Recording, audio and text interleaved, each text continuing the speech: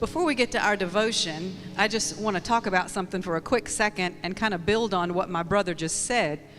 As he's talked about before, sometimes it's difficult for us to find songs that go with what we believe, our theology. And the song we just sang could be a little bit misconstrued if you've been listening to what he's been preaching lately, and then you hear those words that say, we believe that God can do anything. He is able to turn the tables in my favor if we're faithful to believe. And you could first listen to that and say, well, wait a minute, I thought he said there are no seasons of favor, it's all up to us.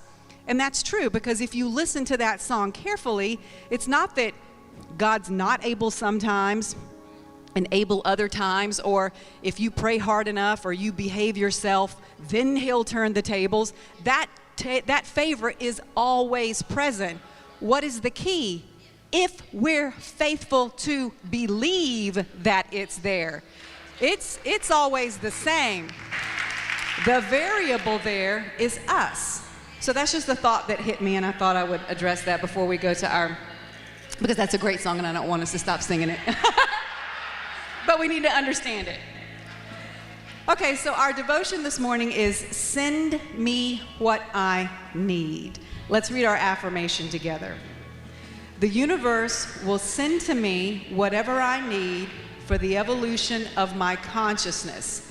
I am open and available for this growth and unfoldment, however it finds its way to me.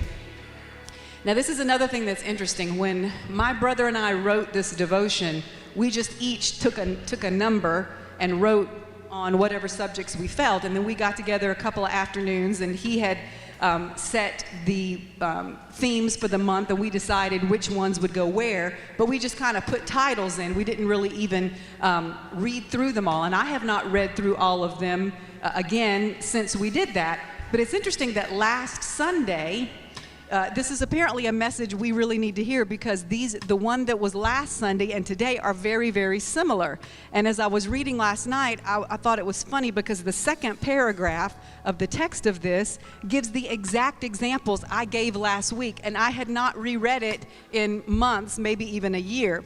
So this is something we really need to hear. I'm not going to go over that part of it again, but I do want to read a little bit of the first paragraph. It says, hidden things unexpectedly find their way to the surface every day and in various ways.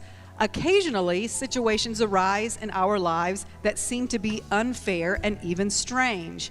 Yet, we can be at peace knowing that even the most bizarre and challenging seasons carry with them a lesson and a wisdom that possess the potential to emancipate us from mental stagnation, force us to rethink, and elevate us into our higher and highest selves.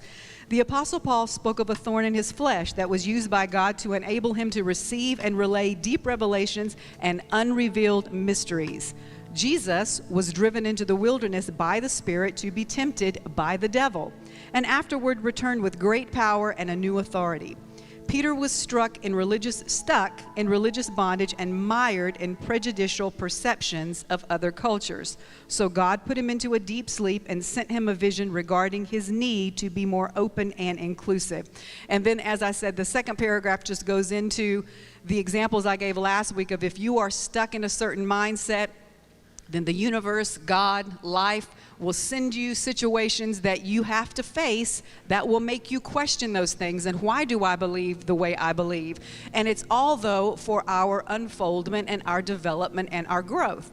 So the only little thought that I would leave with you today that kind of adds to that is there's a quote by a woman I follow on YouTube. Her name is Dr. Kim Duramo, and she talks about the fact that when you're in a situation that you don't want to be in, or that you think is negative, you view or perceive as something that should not have happened, or a situation that should not be the way that it is, she said, always sit down, pause, and ask the question, what else is possible here?